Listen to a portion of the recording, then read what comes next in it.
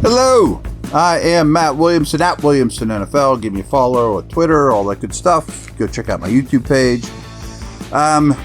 This is something I should have done a while ago. Sometimes I take for granted that a lot of you guys are super out into this draft and think about it 24/7 like I do. But I just wanted to go position by position, real generally, to talk about strengths and weaknesses by position of this draft overall. It's getting to that point where some of you are just tuning in, it's a week away, blah, blah, blah, that you want to know these things. So let me just kind of start from scratch, kind of do a fifth grade conversation as opposed to advanced stuff of this is the 10th best safety in the draft that Steelers could steal in the 5th round, blah, blah, blah.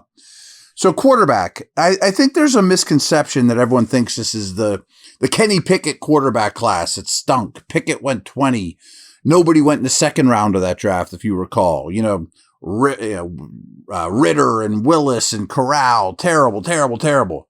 I don't see it that way. It's nothing like last year's draft that was ridiculously good. It might be a historical quarterback class. But Ward is the first overall pick most years, and is certainly a top 5 pick any year he comes out. After that, I think there's some dudes that could get overdrafted. Sanders, obviously, Dart, etc. But overall, I think it's a middle-of-the-road quarterback class. And there are a lot of 3rd, 4th, 5th round players. I'm not even going to mention a lot of names today. I'm just talking about general overviews of the positions. But there's a lot of mid-round quarterbacks that I'm intrigued with. That, again, I'm not even talking from a Steeler perspective. It's a very generic podcast today. That I bet 1 or 2 of them that is drafted between the 3rd round and the 6th round turn into quality starters. Figuring out which one that is, who knows? But I bet there will be a couple mid-round picks that we look back 5 years from now like, ooh, that was a nice pickup. McCord, Will Howard, somebody like that. Running back is everything you've heard. It is loaded, loaded, loaded. There's top-end talent. There's day 2 talent galore. It is so deep. If the Steelers don't do anything until the 4th, 5th round at running back, I'm sure a lot of you will be like, man, that was too late. They should have jumped on him earlier. And then you'll start watching these guys in the preseason and be like, how do we steal this dude in the 5th round? Because there's so many, and it's not a need position across the league. There will be undrafted free agent running backs that will be on your fantasy team before long. I'm telling you. I heard Mel Kiper say not that long ago, he has 35 running backs with draftable grades. Not every team's going to draft a running back. There's going to be 10 of those 25 or those 35 that don't even get drafted. And frankly, I wouldn't mind if the Steelers got 2 of them, especially if they don't go one real early. There's all shapes and sizes. It is a loaded running back class.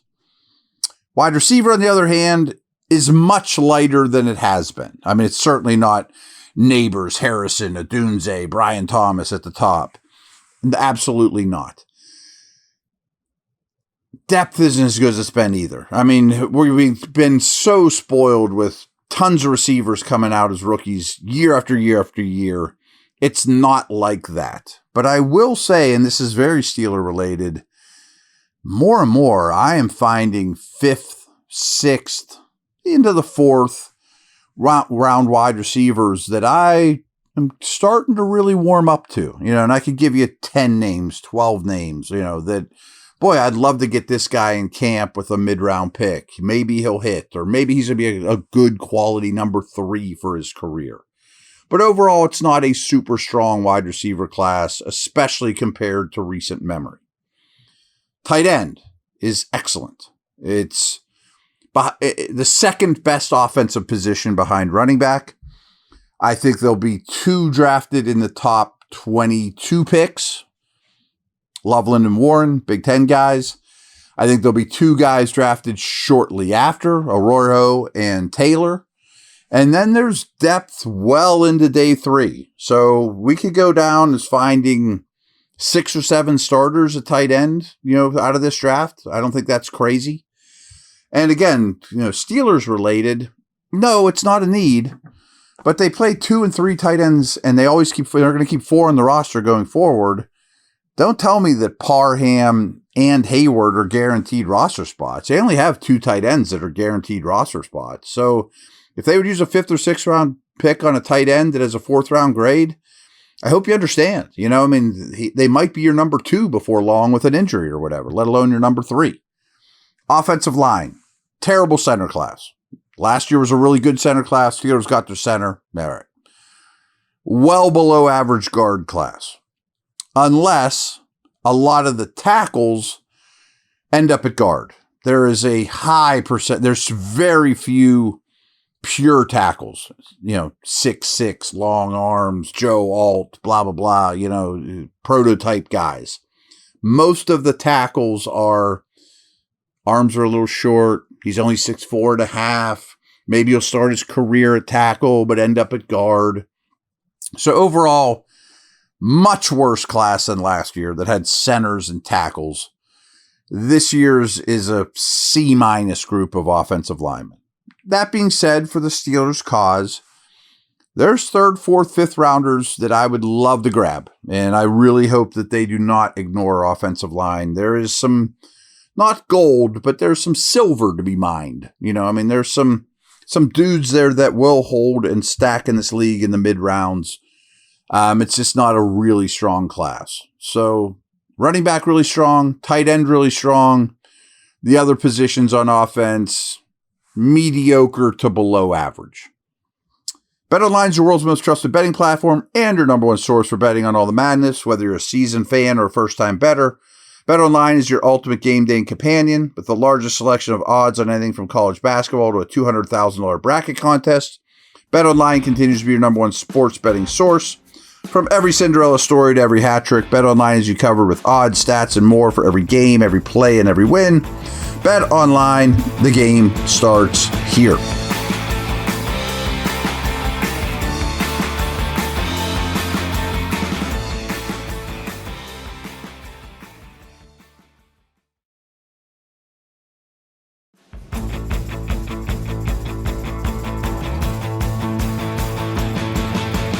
Switching over to defense.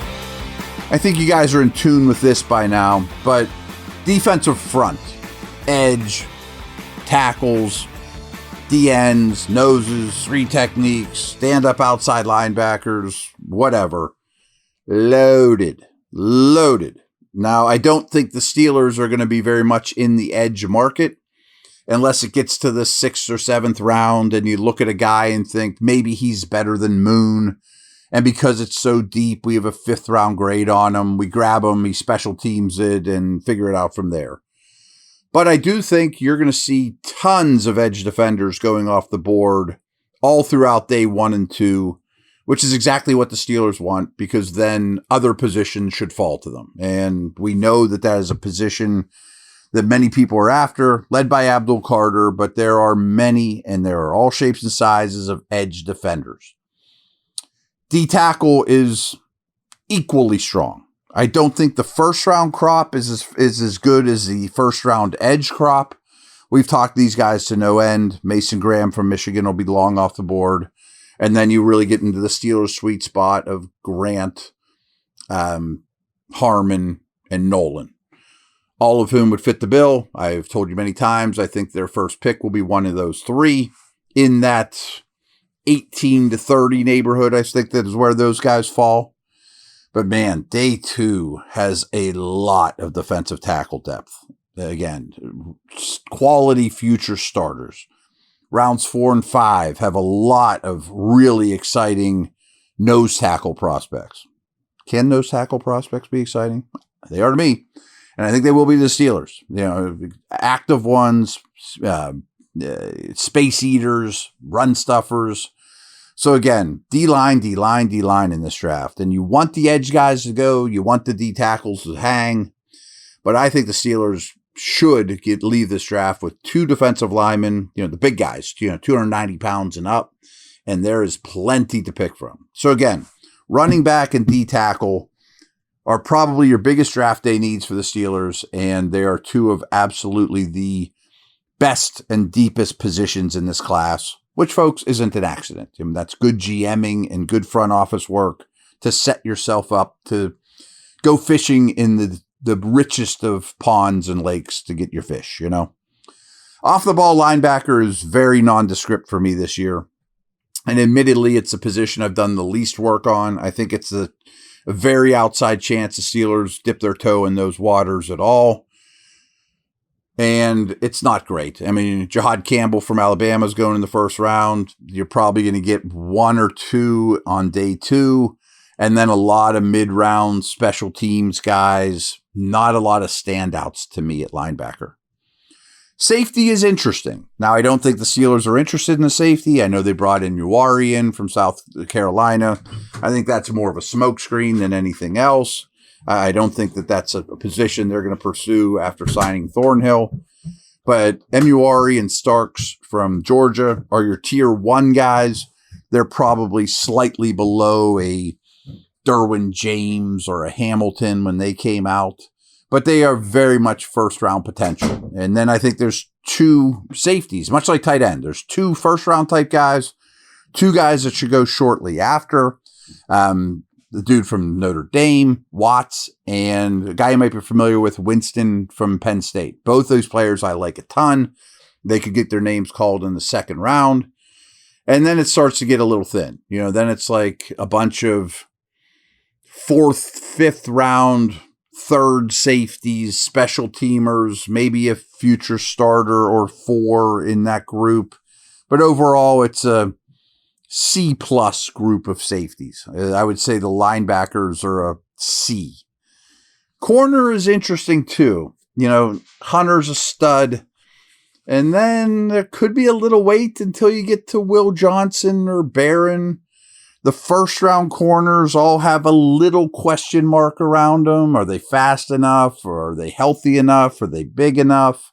Some of them are zone only. Some of them are slots, you know, so they'll go. They always go.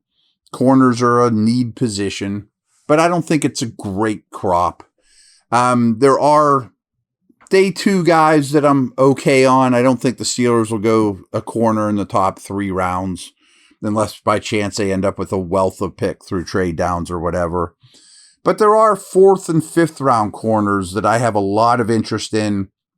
You know, Noel Williams from Cal. You know, I'm just throwing out a name, but there's a ton of them that I think will be 3rd corners that might develop into number 2s. You know, a guy that might be Slay's replacement opposite Porter. So corner in the mid rounds is a position I would certainly be very attentive to. Again, like the receiver position, I could give you 10 names there that would fit the bill, that would be quality mid-round picks. So I don't think it's a bad group overall, and I do think the strengths of the corner class mesh pretty well with the Steelers in terms of I like that 4th, 5th round neighborhood, and I also think that's about when the Steelers will go corner shopping if they do at all. So again, that's true with wide receiver as well. You know, if you're going 4th, 5th round receiver, 4th, 5th round corner, I think that all adds up well.